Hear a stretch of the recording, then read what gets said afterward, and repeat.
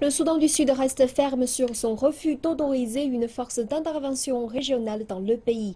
La proposition soumise par l'Union africaine est une solution potentielle pour éviter davantage d'affrontements entre les troupes fidèles au président Salva Kiir et celles de son rival Riek Machar. L'UA attend le feu vert du Conseil de sécurité de l'ONU. À Juba, les réactions sont mitigées. Le gouvernement du président Salva Kiir est catégorique, il n'acceptera pas davantage de troupes étrangères sur le sol sud-soudanais.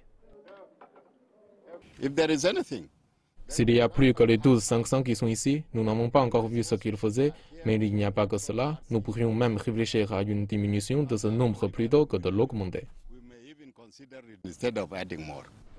Le rival du président, Riek Machar, a quitté Djouba après les récents affrontements meurtriers et a promis qu'il ne reviendrait qu'une fois que la force d'intervention de l'UA serait déployée au Soudan du Sud. En son absence, les membres du parti de Machar ont nommé un négociateur en chef, Taban Dangay, pour le remplacer durant les discussions avec le président Kiir. Toutefois, Machar ne serait pas ravi de cela puisque Dangay avait été expulsé du parti.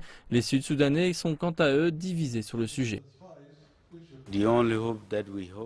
Le seul espoir que nous avons, c'est l'ingérence de la communauté internationale dans ce problème. Il serait très ambitieux pour nous de dire qu'il y aura la paix car même les policiers n'agissent pas de manière correcte pour servir cette nation.